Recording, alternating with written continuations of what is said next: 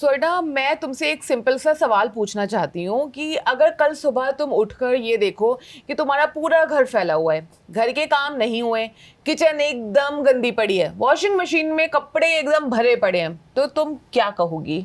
मैं ये कहूंगी कि जो किचन है और जो पूरा घर है उसका सिस्टम जो है वो फेल हो गया, क्योंकि कोई भी काम ढंग से नहीं हो पा रहा है। सिस्टम फेल हो गया है। और अगर मैं ये कहूँ कि जिस इंसान ने ये सारा सिस्टम चलाया था उसकी सैलरी कभी बनी ही नहीं, उसका अप्रेजल कभी भी नहीं हुआ और उसकी रिटायरमेंट की कोई भी एज अभी तक नहीं बनी है, तो फिर तुम क्या कहोगी? मैं कहूंगी कि यहाँ पर जो बात हो रही है वो हो रही है होम मेकर्स की, क्योंकि होम मेकर्स के साथ ही ना ऐसा कुछ होता है और इस तरह की बातें उन्हीं को लेकर कही जाती हैं।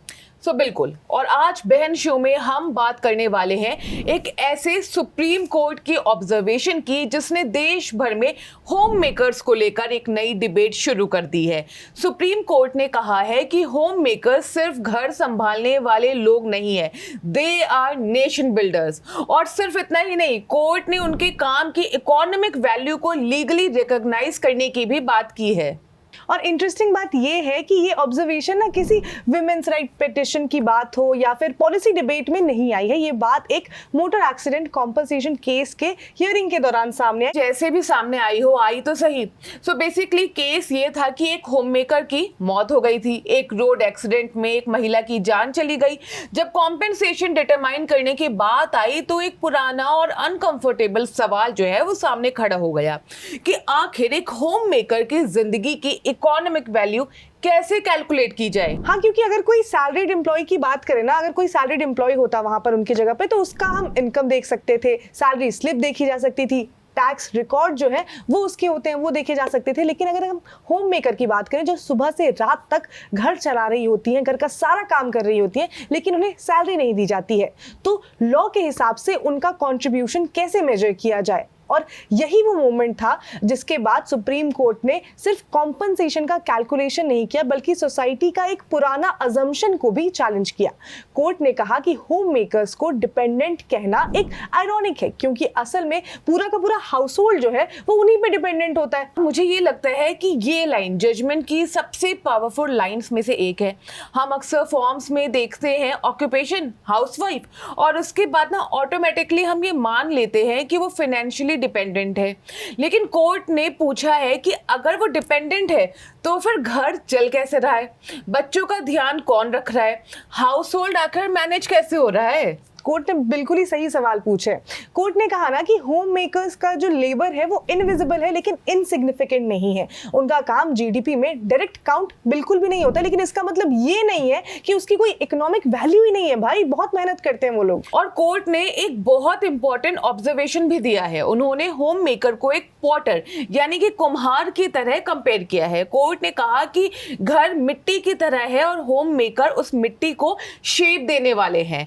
आज जो successful doctors, engineers, IAS officers, businessman या पॉलिटिशियंस हम देखते हैं, उनकी स्टोरीज के पीछे अक्सर एक ऐसा इंसान होता है जिसका नाम हेडलाइंस में नहीं आता है। और ना वो इंसान बहुत बार एक होम मेकर्स होती हैं। मुझे लगता है ना कि हर इंडियन फैमिली में ऐसी स्टोरीज आपको देखने को मिल ही जाएगी। एक माँ जो अपनी जॉब छोड़ देती है ताकि उसके बच्चे पढ़ाई कर सके, अपनी पढ़ाई पर ध्यान दे सके। हालांकि यहाँ पर हम इस तरह के एक्ट को ग्लोरीफाई बिल्कुल भी नहीं कर रहे हैं, क्योंकि पर्सनली मुझे ये सब समझ में नहीं आता है, लेकिन हम वो बातें कर रहे हैं जो सोसाइटी में होती है। एक वाइफ अपने हस्बैंड को सपोर्ट करने के लिए, हस्बैंड का बुरा वक्त चल रहा होता है तो सारी घर की जिम्मेदारी खुद के सर पर ले लेती हैं ताकि उसके ऊपर कोई टेंशन ना हो सके। तो अक्सर जब भी इस तरह की सक्सेसफुल कहानियां लिखी जाती है ना, तो उसमें जो होम मेकर्स होते हैं उनके कंट्रीब्यूशन को उस तरह से नहीं देखा जाता है, उनके कंट्रीब्यूशन को उस तरह से काउंट नहीं किया जाता है। और शायद ना इसीलिए सुप्रीम कोर्ट ने उन्हें नेशन बिल्डर्स कहा है। कोर्ट ने कहा है कि ये लोग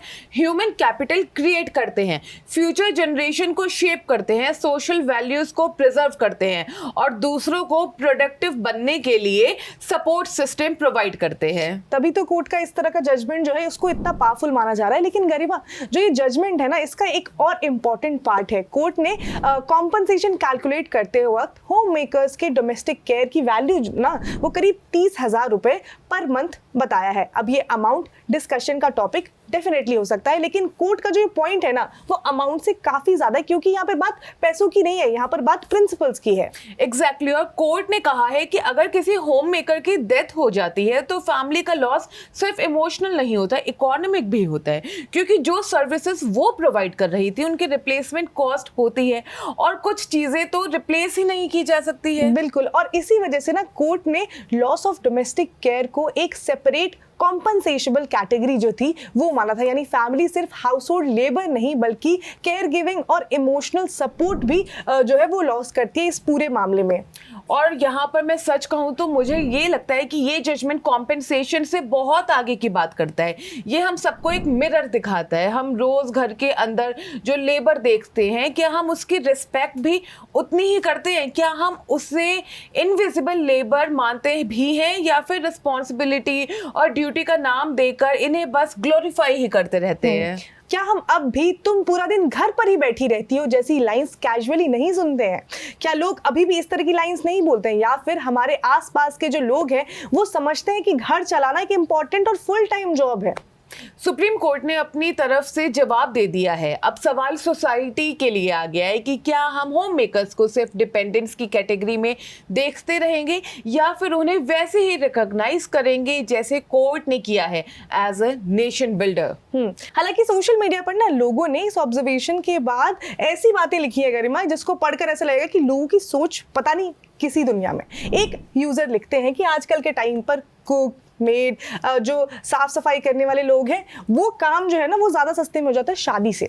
तो उन भाई साहब को मैं ये कहना चाहूंगी कि आप एक बात बताइए, आप पूरे दिन दफ्तर में काम करते हैं, पूरे महीने एकदम जान लगा काम करते हैं और एंड में अगर आपको सैलरी ना मिले आपको कैसा लगेगा? सही बात है। और एक और यूजर ने ये लिखा कि क्या हस्बैंड को फिर कंज्यूमर फोरम जाने का अधिकार है उसके हिसाब से अगर से सर्विसेज नहीं मिलती हैं? तो सर पहले आप इस बात को तो मानो कि आपकी वाइफ एक अनपेड लेबर जैसे काम कर रही है और आगे का उसके बाद हम देखते हैं। बिल्कुल, और ना ये कोई एक या दो ट्वीट्स नहीं है, इस तरह के ट्वीट्स भरे पड़े हैं सोशल मीडिया पर जिसमें लोगों ने अपनी अपनी बातें कही हैं, अपने अपने विचार रखे हैं कि अब पता नहीं इसके बाद क्या ही हो जाएगा सोसाइटी का। वैसे आपकी क्या राय है सुप्रीम कोर्ट के ऑब्जर्वेशन को लेकर? कमेंट सेक्शन में आप जरूर बताइएगा। मैं हूं गरिमा, मैं हूं स्वर्णा, आप देख रहे हैं बहन शो।